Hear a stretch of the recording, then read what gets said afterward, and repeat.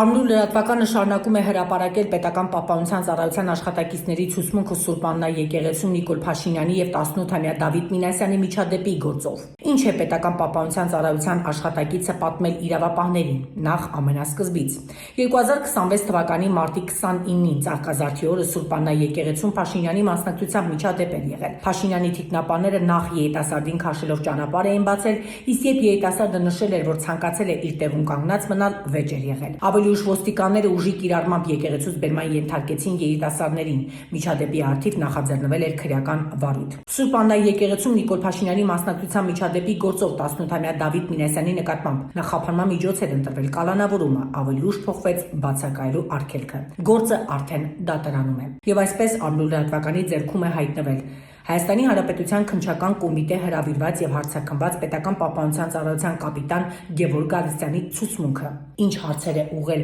քննիչը Գևորգ Գալստյանին եւ ինչ է նա պատասխանել քննիչին։ Հարց. Հայտնեք, թե Սուրբ Աննա եկեղեցում դուք ուղեկցել եք վարչապետին։ Եթե այո, ապա եկեղեցու ներսում գտնվելու ընթացքում դուք կասկածելի վարքագծով անձի կամ անձանց նկատել եք։ Եթե ոչ, եթե այո, ապա մանրամասնեք։ ՊՊՑ աշխատակցի պատասխանը.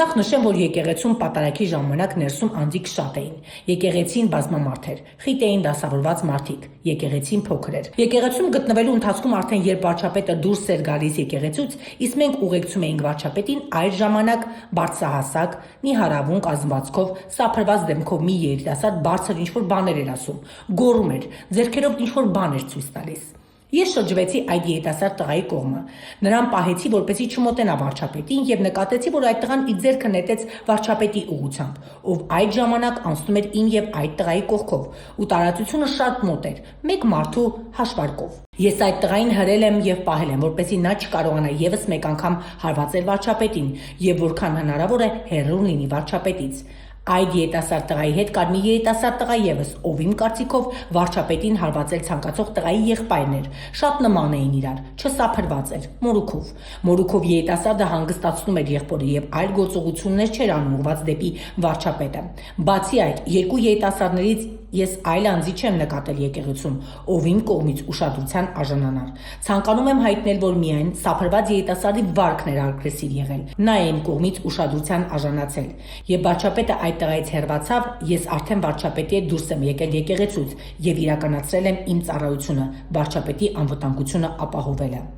Հարց. Դուք վարչապետի հետ այլ եկեղեցիներում կատարվող պատարակների ժամանակ այդ երիտասարդ տղային նկատել եք։ Պատասխան. Իմ կողմից չի նկատվել։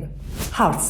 Հայտնեք, թե այդ երիտասարդ տղայի կամ նրա եղբոր մոտ բութ կտրող ծակող գործիք կամ այլ արգելված իր նկատել եք։ ՊՊՑ աշխատակից Գևորգ Գալստյանի պատասխանը. Ոչ, չեմ նկատել։ Հարց. Հայտնեք, եթե դուք եւ վարչապետի մյուս թիկնապահները չպահեիք այդ երիտասարդին, արդյոք այդ պայմաններում նրա ձեռքի հարվածը կհասներ վարչապետին։ ՊՊՑ աշխատակից Գևորգ Գալստյանի պատասխանը. Եթե չպահեինք եւ այդտեղ չգտնվեինք, ապա այդ տղան կհարվածեր վարչապետին։ Մեր հիմնական գործառույթը վարչապետին սպառնացող վտանգը կանխելն է, իսկ տվյալ դեպքում հստակ կարող եմ հայտնել, որ կանխել ենք։